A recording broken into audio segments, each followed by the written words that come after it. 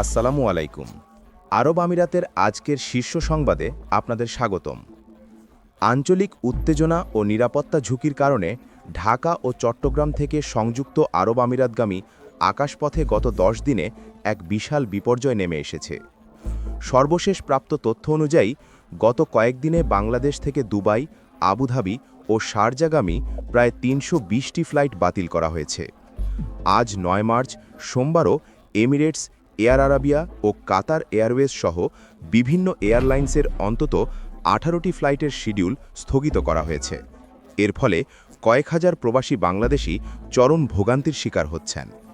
Airlines কর্তৃপক্ষ জানিয়েছে, আকাশসীমা পুরোপুরি নিরাপদ না হওয়া পর্যন্ত নিয়মিত বাণিজ্যিক ফ্লাইট স্বাভাবিক হওয়া কঠিন। তবে আটকে পড়া যাত্রীদের ফিরিয়ে নিতে সীমিত পরিসরে কিছু বিশেষ প্রত্যাবাসন ফ্লাইট পরিচালনার চেষ্টা চলছে। যাত্রীদের বিমানবন্দরে রওনা হওয়ার আগে অবশ্যই নিজ নিজ এয়ারলাইন্সের কল সেন্টার বা ওয়েবসাইট থেকে ফ্লাইটের সর্বশেষ অবস্থান নিশ্চিত হওয়ার জন্য বিশেষ অনুরোধ জানানো হয়েছে। এদিকে সংযুক্ত আরব আমিরাতের বর্তমান নিরাপত্তা পরিস্থিতি ও আকাশসীমা সংক্রান্ত জটিলতায় আটকে পড়া হাজার হাজার প্রবাসীর জন্য বড় সুখবর দিয়েছে federal authority for identity and citizenship. কর্তৃপক্ষ আনুষ্ঠানিকভাবে ঘোষণা করেছে যে দেশটিতে সাম্প্রতিক ড্রোন হামলা ও ফ্লাইট বাতিলের কারণে যারা নির্দিষ্ট সময়ে দেশ ছাড়তে পারেননি তাদের ওপর কোনো ওভারস্টে জরিমানা আরোপ করা হবে না। বিশেষ করে গত 28 ফেব্রুয়ারির পর থেকে যাদের ভিজিট বা রেজিডেন্সি ভিসার মেয়াদ শেষ হয়েছে তারা কোনো আর্থিক দণ্ড ছাড়াই দেশত্যাগ বা ভিসা নবায়নের সুযোগ পাবেন। এই মানবিক সিদ্ধান্তের ফলে আনুমানিক 300-এরও বেশি প্রবাসী ও পর্যটক বিশাল অঙ্কের জরিমানার হাত থেকে রক্ষা পাবেন। দুবাই ও আবুধাবি ইমিগ্রেশন বিভাগ জানিয়েছে, বিমান চলাচল পুরোপুরি স্বাভাবিক না হওয়া পর্যন্ত এই বিশেষ সুবিধা বলবৎ থাকবে।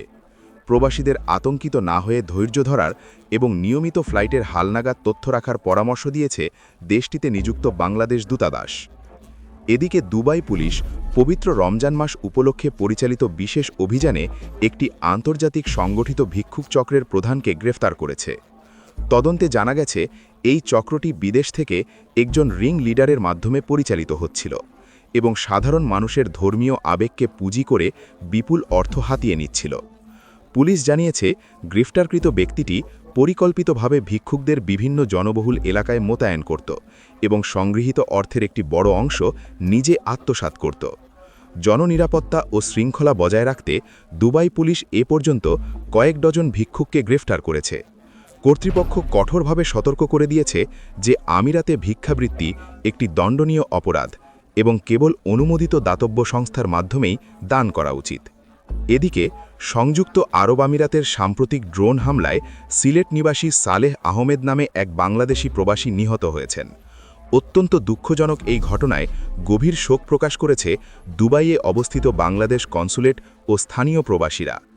বর্তমানে আমিরাত সরকারের বিশেষ সহযোগিতায় তার মরদেহ দ্রুত বাংলাদেশে পাঠানোর প্রক্রিয়া চলছে। তবে নিয়মিত বাণিজ্যিক ফ্লাইট চলাচল পুরোপুরি স্বাভাবিক না হওয়া পর্যন্ত মরদেহ প্রত্যাবাসনে কিছুটা বিলম্ব হতে পারে বলে জানানো হয়েছে। বাংলাদেশ দূতাবাস নিহতের পরিবারের পাশে থাকার এবং সকল আইনি প্রক্রিয়া সম্পন্ন করার পূর্ণ আশ্বাস দিয়েছে।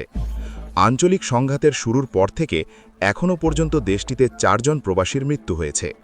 সর্বশেষ রবিবার ড্রোনের ধ্বংসাবশেষ পড়ে এক পাকিস্তানি প্রবাসীর মৃত্যু হয়।